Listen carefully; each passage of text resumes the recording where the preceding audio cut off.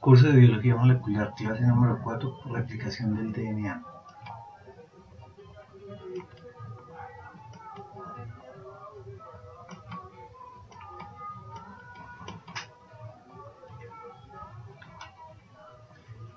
Aquí tenemos un cromosoma de E. coli que es DNA de doble cadena circular de una longitud aproximadamente de 4.6 por 10 a la 6 pares de bases, dentro del cual están ubicados 4.000 genes. De esos 4.000 genes aquí tenemos algunos que están relacionados con replicación, reparación de mutaciones y recombinación.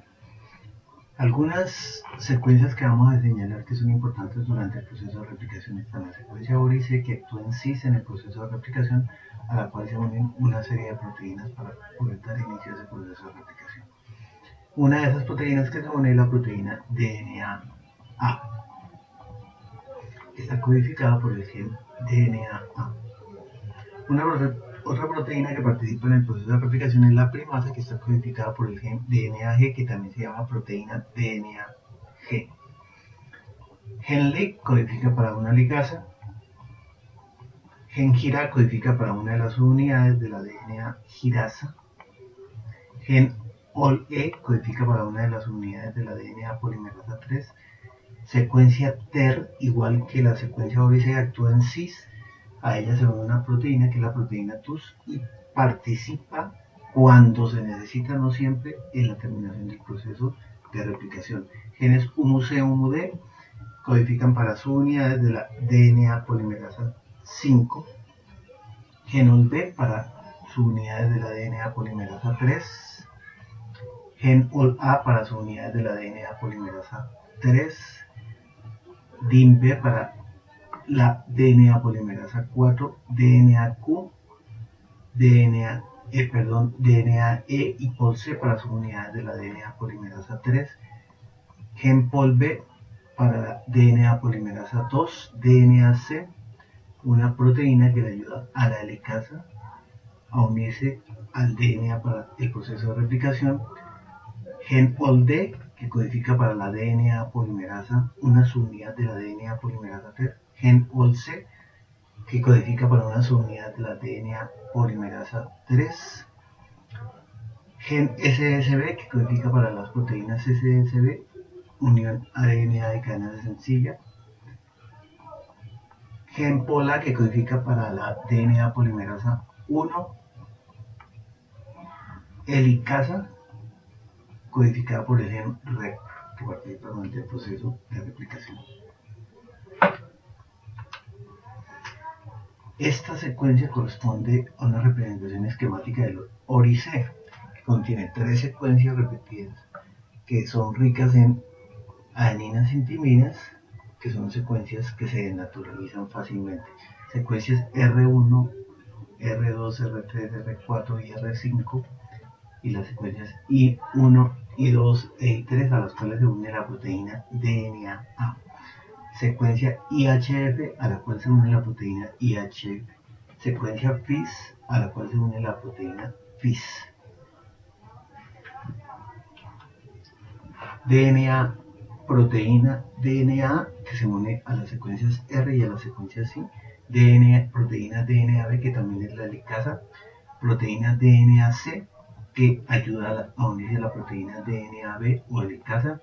Proteína HU, que facilita el proceso de iniciación, proteínas FIS y proteína IHF, que se unen a las secuencias respectivas primasa o proteína DNAG, que sintetiza los iniciadores o primers durante el proceso de replicación, gen SSB, que codifica para la proteína SSB, que se une a DNA de cadena sencilla para evitar que el trabajo hecho de desnaturalización de la helicasa no se pierda porque se vuelven a unir las dos cadenas. DNA girasa,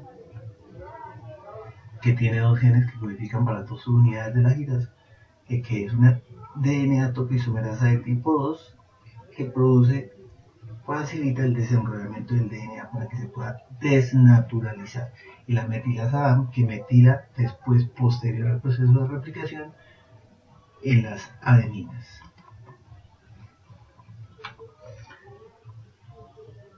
Orice, secuencias ricas en adeninas y timinas y secuencias a las cuales se une la proteína DNA. ¿Para qué? Para producir un superenrollamiento negativo que produce un desenrollamiento. Entonces, estas proteínas que son las DNA, las proteínas IHF, la proteína FISH, producen el superenrollamiento que produce el desenrollamiento, separando las dos cadenas, facilitando la unión de la proteína DNA-B o helicasa, ayudado por la proteína DNA-C.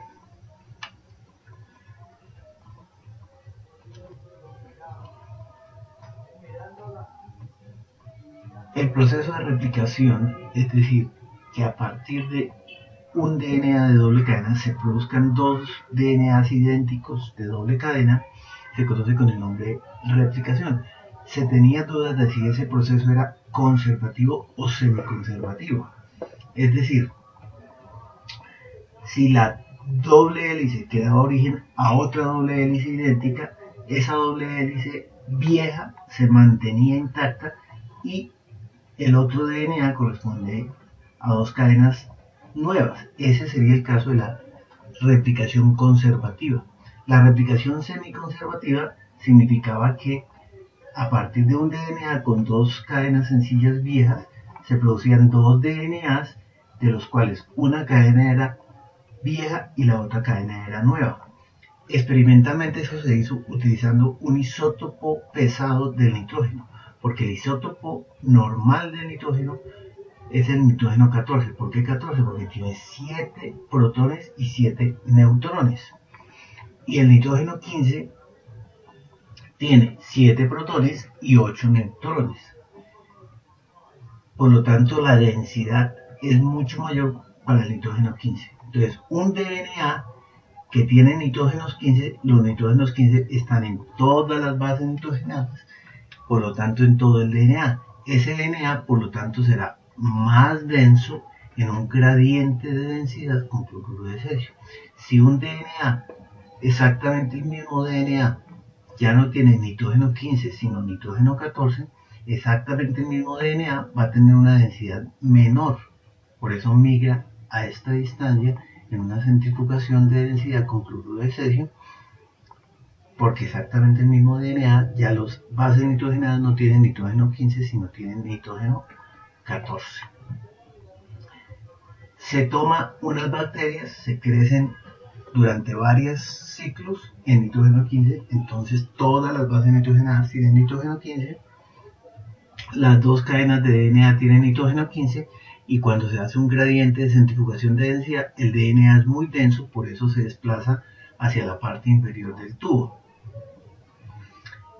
Un DNA que solo tiene nitrógenos 14, o este mismo DNA que solo tiene nitrógenos 14, al separarlo en una centrifugación de densidad con cloruro de cesio, migra hacia la parte superior del tubo, porque como la densidad es menor, entonces se desplaza menos durante el proceso de centrifugación.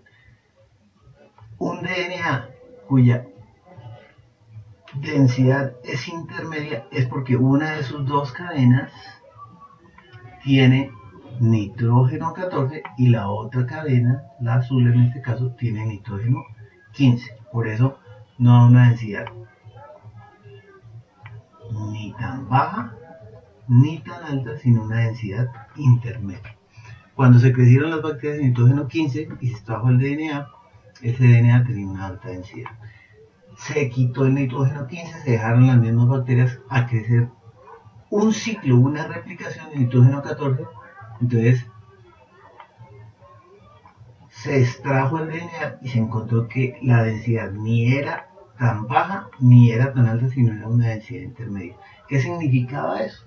Experimentalmente significaba que la replicación era semiconservativa. Significaba que una de las cadenas tenía nitrógeno 14 y la otra cadena tenía nitrógeno 15, por lo tanto el proceso de replicación era un proceso semiconservativo. La replicación es bidireccional, pero también es unidireccional. Bidireccional cuando se tiene en cuenta que se inicia en un sitio y a partir de ese sitio se forma una burbuja de replicación. Esa burbuja de replicación contiene dos horquillas de replicación, una horquilla que se desplaza hacia la izquierda y una horquilla que se desplaza hacia la derecha. Como la replicación se hace tanto a la izquierda como a la derecha, entonces por eso se dice que es unidireccional. Ahora, la replicación de las cadenas solo se hace adicionando nucleótidos al extremo 3', es decir, la dirección de la replicación solo se hace en dirección 5', 3'. En ese sentido, se considera que la replicación es unidireccional porque solo se hace en dirección 5' y 3'.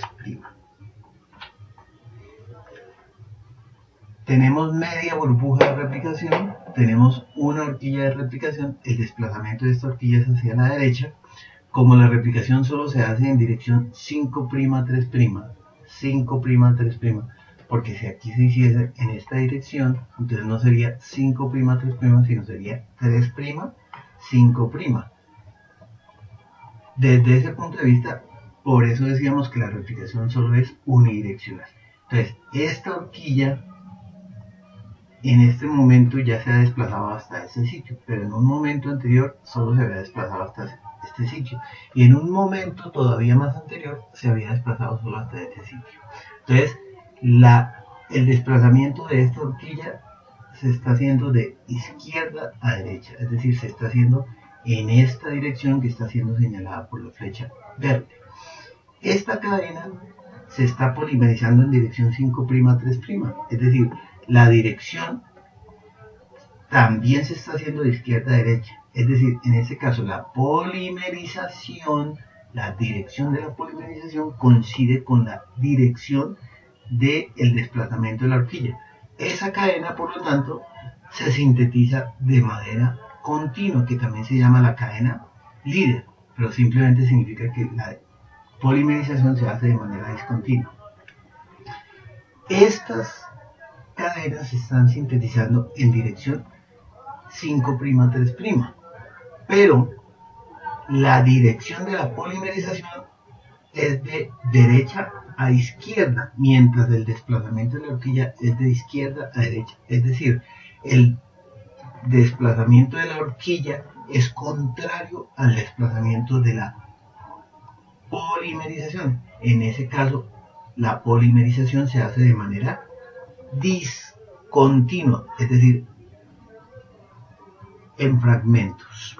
Por eso se dice que la replicación es semidiscontinua, porque hay trayectos en los cuales la síntesis se hace de manera continua, pero hay trayectos en los cuales los fragmentos se hacen de manera discontinua.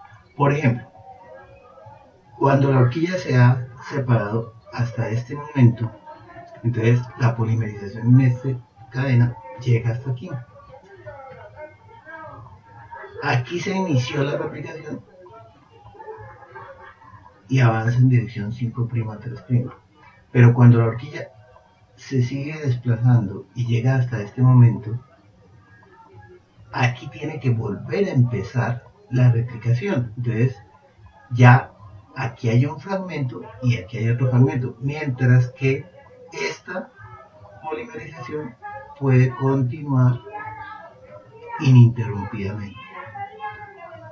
Lo mismo, cuando la separación de la horquilla llega hasta este momento, la polimerización aquí puede continuar, mientras que aquí tendría que volver a iniciar. Entonces aquí tendría que empezar nuevamente para poder sintetizar una cadena en esta dirección, en dirección 5', 3'.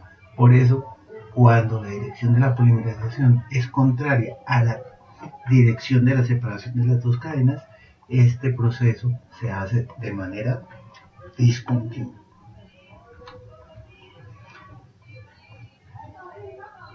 DNA bacteriano, sitio de origen de la replicación. Se hace la replicación en los dos sentidos.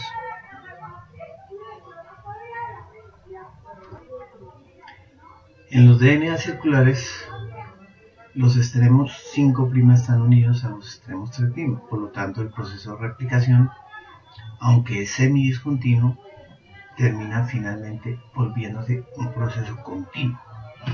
En los DNA lineales, en primer lugar, no hay un solo sitio de iniciación de la replicación, sino hay varios sitios de inicio del proceso de replicación. Como queda claro acá, una misma cadena tiene fragmentos de síntesis continua y fragmentos de síntesis discontinua. No es que una de las dos cadenas sea solo continua y la otra solo sea discontinua, sino que hay segmentos de continuidad y hay segmentos de discontinuidad. Por eso la replicación se dice que es semidiscontinua. Este segmento es continuo, ¿por qué? Porque este segmento se está sintetizando en la misma dirección en que está separándose la horquilla. Estos segmentos son discontinuos, ¿por qué? Porque la dirección de la polimerización es contraria al desplazamiento de la horquilla a partir de este sitio de iniciación de la replicación. Adicionalmente, para que se inicie el proceso de la replicación se necesita que se sinteticen unos primers. Esos primers después pueden ser quitados. Deben ser quitados, retirados. Entonces, cuando ese primer coincide con el extremo 5' del cromosoma, al quitar ese primer, el extremo 3' siempre queda más largo que el extremo 5'. Entonces, todos los cromosomas lineales tienen ese inconveniente, y es que en cada proceso de replicación se iría cortando el extremo 5', y eso llevaría a que con cada ciclo de replicación los cromosomas se vayan acortando. Durante la replicación en procariotes, las proteínas que se unen a una horquilla para realizar la replicación, ese conjunto de proteínas se llama un replisoma. De esas proteínas que participan en el proceso de replicación, tenemos la DNA girasa, que facilita el desenrollamiento del DNA para que pueda actuar la helicasa, que es la proteína DNA-B, para poder separar las dos cadenas. Posterior a la helicasa actuaría una proteína primasa o DNA-G para sintetizar el primer o iniciador. Después de que actúa la primasa, actuaría la DNA polimerasa 3 para agregar los nucleótidos durante la síntesis. Luego actuaría la DNA polimerasa 1 para que con su actividad exonucleasa 5'3' quite los iniciadores o primers que sintetizó la primasa y rellene esos espacios sin nucleótidos que se denominan gap a través de su actividad polimerasa 5'3'. Después de que actúa la DNA polimerasa 1, quedan unos NIC, es decir, no faltan nucleótidos, pero quedan unas interrupciones por ausencias de enlaces fosfodiéster, y esos NICs son sellados por enzimas ligasas. En esta diapositiva nos muestran el mecanismo de acción de las DNA polimerasas. Entonces, este es el sitio catalítico. En el sitio catalítico hay unos ácidos asparticos que son aminoácidos ácidos con cargas negativas. A esas cargas negativas se unen iones positivos, que son en este caso iones magnesio. Esos iones magnesio tienen unas funciones en particular. El DNA que se está sintetizando, entonces hay una plantilla, hay un DNA al cual se están adicionando nucleótidos con base en los nucleótidos determinados por la plantilla. Esto correspondería al primer que es sintetizado por una enzima primasa. Las polimerasas que requieren plantilla, en general las DNA polimerasas requieren también un primer, es decir, ellas no agregan nucleótidos si previamente no hay unos iniciadores o primer. Estos iniciadores o primer, por eso, son sintetizados por unas RNAs polimerasas que sí pueden agregar nucleótidos sin que previamente exista un extremo 3'. Estos magnesios cumplen varias funciones. Por una parte, activan a este oxígeno del extremo 3' para que este oxígeno haga ataques nucleofílicos. En segundo lugar, propician que este grupo fosfato sea atacado nucleofílicamente. Y en tercer lugar, estos magnesios ayudan a posicionar este nucleótido que en este caso es un ATP, cuyo base nitrogenada es adenina, azúcar desoxirribosa, y tiene sus grupos fosfato alfa, beta y gamma. Entonces el mecanismo de reacción es que el oxígeno hace un ataque nucleofílico por el fósforo del fosfato alfa, haciendo que se rompa el enlace entre el fosfato alfa y el fosfato beta, liberándose este grupo pirofosfato y quedando este nucleótido monofosfato incorporado. Se forma un enlace covalente formándose un enlace fosfodiéster tal como este, y queda este nucleótido de adenina incorporado dentro de esta cadena de DNA. Entonces ya la cadena quedaría con guanina, timina, citosina y adenina.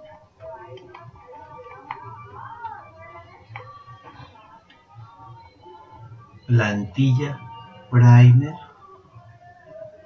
nucleótido, hace el ataque nucleofílico, se forma un enlace entre este nucleótido de adenina y este nucleótido de citosina, queda insertado ese nucleótido, se desplaza la DNA polimerasa para agregar el siguiente nucleótido. Cuando se inserta un nucleótido adecuado, es decir, si en la plantilla hay una guanina, en el siguiente nucleótido se tiene que agregar una citosina, entonces eso genera una estructura determinada. Si el nucleótido que se agrega no es una citosina, sino es una timina, genera una estructura incorrecta, la cual es detectada y este nucleótido es cambiado para volver a agregar un nucleótido con citosina. Y así ocurre con los otros apareamientos. Se agrega un nucleótido equivocado, adenina, citosina, las mismas DNAs polimerasas, no todas, tienen actividad exonucleasa 3', 5', la misma actividad exonucleasa se encarga de hidrolizar el enlace fosfodiéster, quitar el nucleótido incorrecto y posteriormente agregar los nucleótidos adecuados y continuar con la síntesis de la cadena. Es decir, las mismas DNAs polimerasas, si tienen actividad 3', 5' exonucleasa, corrigen errores. Si no tienen actividad exonucleasa 3', 5', no pueden corregir errores, entonces son DNAs polimerasas que cometen una mayor cantidad de errores en comparación con aquellas DNA polimerasas que tienen actividad exonucleasa 3', 5'. En el caso de E. coli, durante el proceso de replicación existen básicamente dos polimerasas, la DNA polimerasa 1 y la DNA polimerasa 3. La DNA polimerasa 2 realmente participa en procesos de reparación de mutaciones, al igual que otras dos polimerasas que son la DNA polimerasa 4 y la DNA polimerasa 5. Aquí tenemos los pesos moleculares de cada una de esas DNA polimerasas. La más abundante es la DNA polimerasa 1. Esta es la procesividad. ¿Qué es la procesividad? Es los números de nucleótidos agregados por minuto a 37 grados centígrados. Los genes que codifican para cada una de esas DNAs polimerasas.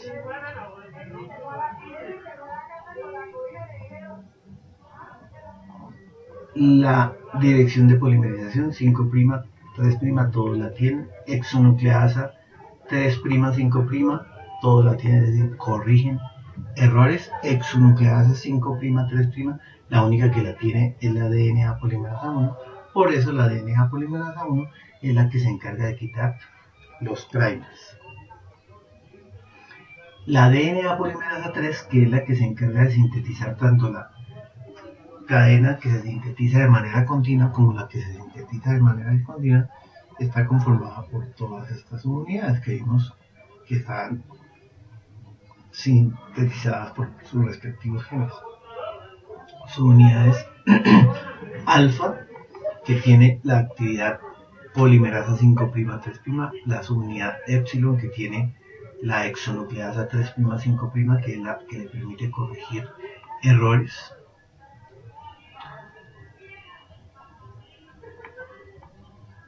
La DNA, la subunidad beta, que es la que le confiere procesividad.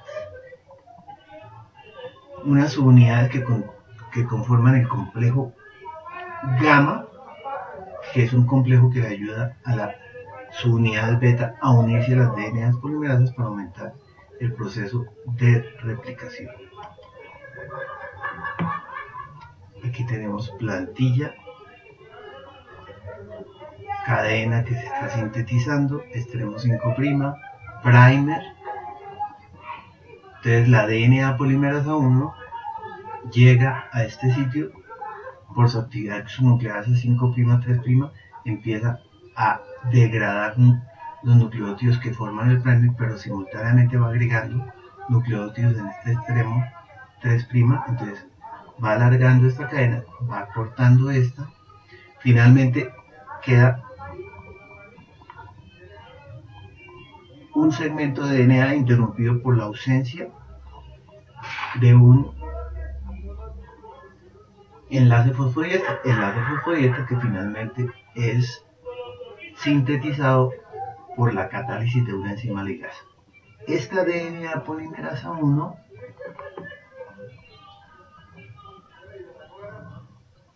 en algunos textos, básicamente en el texto de Lehninger, dicen que es la DNA polimerasa epsilon en eucariotes la que hace la misma función de la polimerasa 1. Sin embargo, la mayoría de las evidencias en los artículos nos dicen que esta función que cumple en este caso la polimerasa 1 en los eucariotes la cumple la DNA polimerasa delta. Para la síntesis tanto de la cadena continua como discontinua se unen dos núcleos de la DNA polimerasa 3 que están formados por las unidades alfa, epsilon y omega. Estos núcleos están unidos, están asociados entre sí a través de otras unidades que forman parte de la DNA polimerasa 3. Para aumentar la procesividad de la DNA polimerasa 3 está un anillo de subunidades beta. Para la unión de ese anillo de subunidades beta hay un complejo que lo llaman o el complejo gamma o el complejo tau. Tenemos aquí DNA girasa, que es una DNA topoisomerasa 2 para producir desenrollamiento de estas cadenas para que pueda actuar la DNA helicasa y pueda separar las dos cadenas. Separadas las dos cadenas, una DNA primata puede sintetizar los primers. Sintetizado el primer, puede actuar la DNA polimerasa 3 y sintetizar el DNA. Dependiendo de la cadena en la que ello ocurra, la síntesis será continua siempre y cuando el desplazamiento de la horquilla sea en la misma dirección de la polimerización, o discontinua si la dirección de la separación de las dos cadenas es contraria a la dirección de la polimerización. Adicionalmente hay unas proteínas de unión ADN de cadena sencilla. ¿Para qué? Para evitar que se vuelvan a unir las dos cadenas sencillas. La síntesis de la cadena continua y de la cadena discontinua es simultánea. La dirección de la DNA polimerasa en las dos cadenas es la misma. Entonces, para que haya un desplazamiento del complejo formado por las dos DNAs polimerasas 3, como las dos DNAs polimerasas están en la misma dirección, entonces lo que hace es que una de las dos cadenas se voltean para permitir el desplazamiento en la misma dirección de las dos unidades de la DNA polimerasa 3.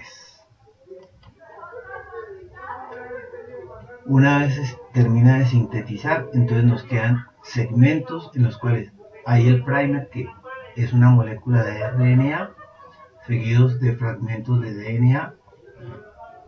Un fragmento está seguido del otro. Cada uno de estos fragmentos se denomina fragmentos de Okazaki. Posteriormente hay que unir estos dos fragmentos de Okazaki, pero para ello hay que primero quitar estos ribonucleótidos. Entonces, en esta posición se ubica una DNA polimerasa 1.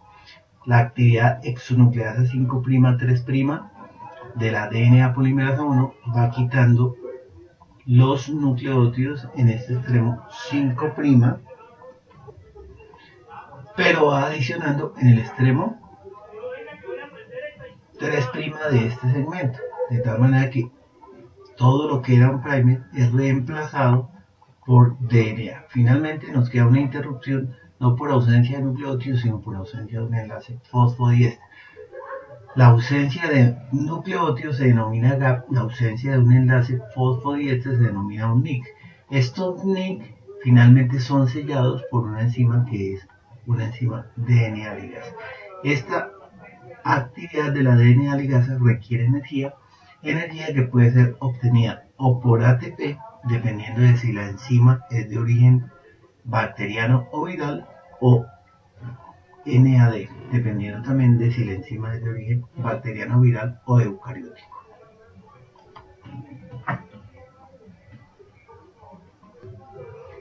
El mecanismo de acción de la DNA ligasa parte de que en el sitio catalítico hay una aminoácido lisina que tiene un grupo epsilonamino. Las ligasas bacterianas y virales obtienen su energía a partir del ATP. La ligasa eucariótica obtiene su energía a partir del NAD. Se hidroliza el ATP para obtener AMP, se hidroliza el NAD para obtener AMP.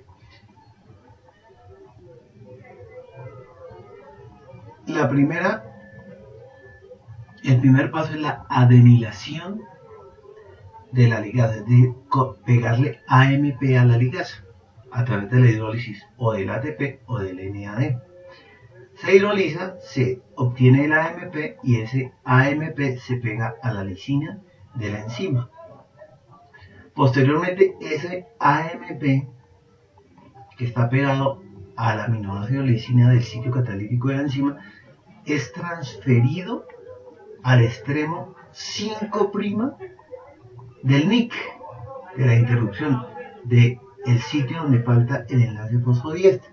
Entonces el extremo 5' queda con su grupo fosfato, el fosfato de la AMP, la ribosa y la adenina. Y finalmente, entonces, se hidroliza el enlace, hay un ataque nucleofílico del oxígeno del extremo 3', hay un ataque nucleofílico del oxígeno del extremo 3' al fósforo del fosfato beta, es decir, del fosfato del extremo 5', se forma un enlace entre el oxígeno y este fósforo de este grupo fosfato, se rompe este enlace, se libera adenina ribosa con un grupo fosfato, es decir, AMP, y el extremo 3' queda unido con el extremo 5', de esa manera se ha sellado el DNA, es decir, más bien se ha sellado el NIC y se le ha dado continuidad a un fragmento de Okazaki con el otro fragmento de Okazaki, de tal manera que a pesar de que el DNA sea sintetizado en fragmentos, todos los fragmentos terminan siendo unidos por la catálisis de la enzima DNA ligasa. La terminación básicamente se da porque a partir del sitio de inicio de la replicación se forma una burbuja que contiene dos horquillas, una horquilla que se desplaza a la derecha y una horquilla que se desplaza hacia la izquierda. Generalmente la replicación debe terminar porque los horquilla de la derecha se encuentra con la horquilla de la izquierda. Si por alguna razón una de las dos horquillas se retrasa, por ejemplo porque hay mutaciones, entonces si hay mutaciones, esta horquilla se detiene mientras se repara el DNA, esta horquilla llega y atraviesa este sitio donde está el sitio TER y no encuentra quién la frene. Entonces ya posteriormente, si sigue así, porque no se ha encontrado con la otra horquilla, estas secuencias TER A, TER D o TER E o TER I o TER H, junto con una proteína que es la proteína TUS, detienen esa horquilla hasta que llegue la otra horquilla. Ahora, si la que avanza más rápido es la horquilla de la derecha y se detiene la horquilla de la izquierda porque han ocurrido mutaciones, entonces la horquilla de la derecha se desplaza, atraviesa todo este espacio, llega y alguno de estos sitios, o el TER C, o el TER B, o el TER F, o el TER G, o el TER J, junto con la proteína TUS, detienen esa horquilla hasta que no llega la horquilla de la izquierda para que se dé la terminación del proceso de replicación.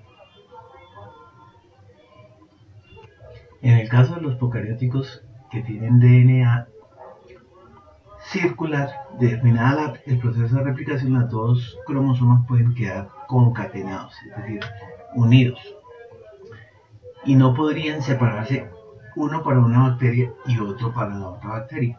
En ese caso existe una topoisomerasa que es de tipo 2 que se encarga de romper para que se separen las dos cadenas y de esa manera se formen dos anillos independientes y cada uno pueda ser distribuido a cada una de las células hijas.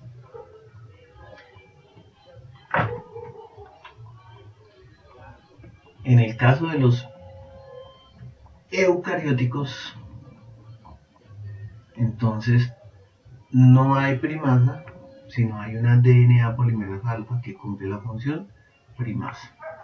Existe una DNA polimerasa delta que se considera la polimerasa que hace la síntesis de la cadena continua. En algunos textos dicen que de la cadena discontinua, sin embargo la mayoría de evidencias es de que es la polimerasa de la cadena continua. Además de eso, la polimerasa delta se dice que cumple las funciones que en los procariotes cumple la DNA polimerasa 1. Las evidencias están, aunque en duda a veces en favor de la polimerasa epsilon, en general la evidencia más reciente está en favor de que la DNA polimerasa delta cumple las mismas funciones de la DNA polimerasa 1 de los procariotes, es decir, con su actividad exonucleasa 5'3', retiran los primers y con su actividad polimerasa rellena el gap después de quitar los primers. La DNA polimerasa gamma es una polimerasa que hace la replicación del DNA mitocondrial y la DNA polimerasa beta es una similar a la DNA polimerasa 2 en los procariotes que participa en procesos de reparación de mutaciones. En eucariotes, actividad de corrección de errores. La alfa no corrige errores, por eso es la primasa. La delta y la epsilon sí corrigen errores. Se asocian con la primasa si la DNA polimerasa alfa, no la DNA polimerasa delta y la epsilon. Procesividad moderada en la alfa, alta en la delta y en la epsilon. ¿Por qué? Porque ambas se unen al antígeno nuclear de proliferación celular, aunque en esta tabla diga que no. La evidencia apoya más la idea de que tanto la DNA polimerasa delta como la epsilon se asocian con el antígeno nuclear de proliferación celular, que es la proteína que les confiere la alta procesividad a estas polimerasas. En E. coli, la DNA polimerasa 3. En E. coli, las unidades beta forman el anillo para aumentar la procesividad. En E. coli, facilita la unión de el anillo de las unidades beta, el complejo gamma. en eucariotes. Entonces ya vimos que hay polimerasas epsilon y delta. Delta asociada con síntesis de la cadena discontinua, epsilon asociada con la síntesis de la cadena continua, antígeno nuclear de proliferación celular asociada con aumentar la procesividad, una función análoga a las subunidades beta de la DNA polimerasa 3 de los procariotes. Sin embargo, el anillo beta hace parte de la DNA polimerasa 3 y el antígeno nuclear de proliferación celular no hace parte de las polimerasas ni epsilon ni delta en el caso de los procariotes. RFC cumple una función análoga al complejo gamma, es decir, facilitar la unión de las proteínas que le aumentan la procesividad a la DNA polimerasa. En las arqueas el sistema es más eucariote que procariote. Entonces, las arqueas son más evolutivamente más cercanas a los eucariotes que a las eubacterias.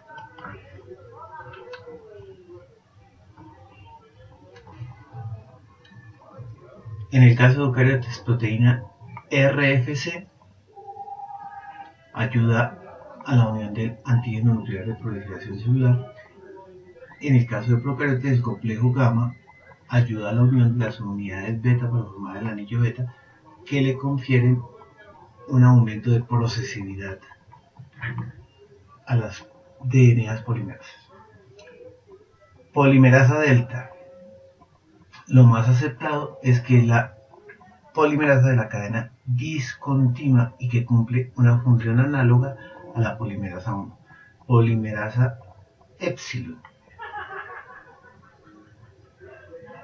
Se encarga de la polimerización de la cadena continua, no cumple una función análoga a la polimerasa 1. Polimerasa alfa. Polimerasa alfa cumple función de primasa.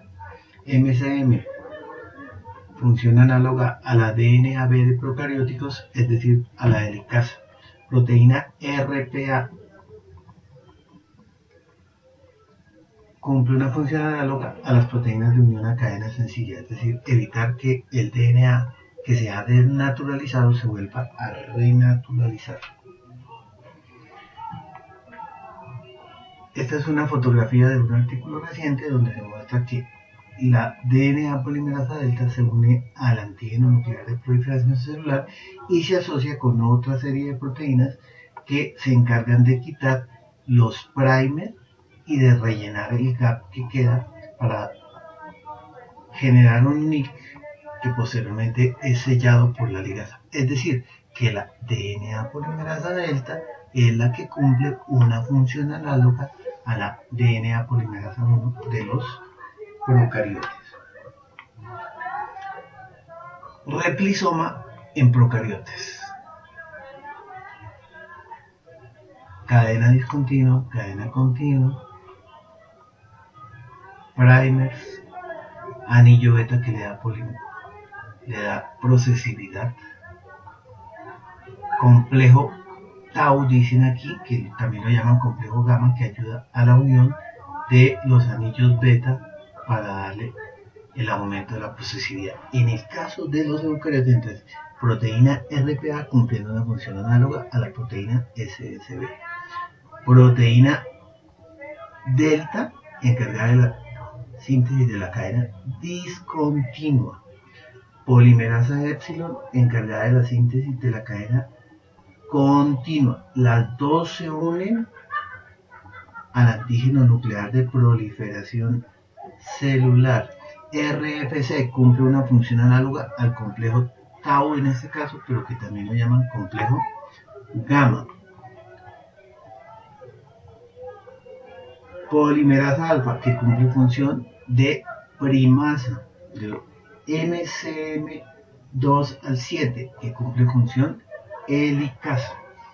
Adicionalmente, hay otras proteínas que ayudan al proceso de iniciación en el caso de los eucariotes. Otra diapositiva en la cual se muestra que la DNA polimerasa delta, no la epsilon, ayuda al proceso de eliminación de los primers y relleno del gap después de que se quitan los primers, junto con otras proteínas que son la RNasa H1 y la endonucleasa 1 o endonucleasa FLAG. En el caso de los eucariotes, a diferencia de los procariotes, que están permanentemente en división, es decir, una vez se inicia un proceso de replicación y queda libre del ORIC, nuevamente se unen las proteínas al ORIC y se inicia el proceso de replicación. Para el caso de los eucariotes, el proceso de replicación se hace una sola vez. Por ejemplo, una vez para que se inicie el proceso de replicación, por ejemplo, se tiene que fosforilar y activar la proteína CDC6. Una vez se fosforila se puede iniciar. Eso se llama licenciar el proceso de replicación. Pero una vez se inicia, la proteína CD6 es degradada, es destruida, es ubiquitinada y destruida. Y no se vuelve a sintetizar nuevamente hasta que no termina todo el ciclo. Es decir, que no hay ninguna posibilidad de que se vuelvan a reiniciar los procesos de replicación, es decir, sea una sola vez. Entonces, por ejemplo, hay proteínas que comandan la iniciación de la licenciamiento, que posibilita la iniciación del proceso de replicación. Por ejemplo, la quinasa 7, SCDK7, fosforila una serie de proteínas para que se inicie el proceso de replicación. Pero también fosforila otras proteínas para que se una la DNA polimerasa. Estas proteínas de licenciamiento que permiten la iniciación del proceso de replicación permiten la unión de proteínas como la helicasa, facilitado por otras proteínas como la SDC7-DBF. Posteriormente se dan las fosforilaciones y activaciones de otras proteínas que permiten la iniciación del proceso de replicación y la activación de las proteínas DNA helicasas. Habíamos dicho anteriormente que los cromosomas en eucarióticos eran cromosomas lineales, que el extremo 3' era más largo que el extremo 5'. ¿Por qué? Porque en el extremo 5' aquí está el primer y ese primer hay que quitarlo. Cuando ese primer está en el extremo del cromosoma, no hay forma de reemplazarlo por DNA, por nucleótidos de DNA. Entonces siempre en cada proceso de replicación el extremo 5' sería acortado. Para evitar ese problema, en los sistemas biológicos lo que se hace es alargar el extremo 3'. Y ese alargamiento del extremo 3' lo hace un sistema enzimático que se llama el sistema de la telomerasa, que es una ribonucleoproteína. ¿Por qué? Porque es una parte proteica y otra parte es un RNA. Ese RNA actúa como plantilla para que se agreguen nucleótidos al extremo 3' del DNA. Entonces, se agregan 6 nucleótidos, hace translocación la enzima y agrega nuevamente 6 nucleótidos, hace translocación la enzima y agrega nuevamente 6 nucleótidos. Por eso es que las secuencias teloméricas son secuencias repetidas en serie: guanina, guanina, guanina, guanina, timina, timina, guanina, guanina, porque corresponden a los nucleótidos que son agregados con base en la plantilla de RNA que contiene la telomerasa. De todas maneras, siempre el extremo 3' quedará más largo del extremo 5', pero como se alargó el extremo 3', finalmente se evita el acortamiento del DNA. A estas cadenas sencillas que quedan en el extremo 3' se unen unas proteínas, que son las proteínas TRF. ¿Para qué se unen esas proteínas TRF? Para que el extremo 3' que queda de cadena sencilla se una, se encierre, se esconda en una burbuja y evitar que este extremo 3', es decir, el oxígeno del extremo 3', como ya vimos, es un oxígeno que hace ataques nucleofílicos y puede generar mutaciones, se bloquee de tal manera que las estructuras de los cromosomas lineales sean unas estructuras redondeadas en sus extremos, donde se esconde dentro de la doble hélice de las secuencias teloméricas el extremo 3' de cadena sencilla.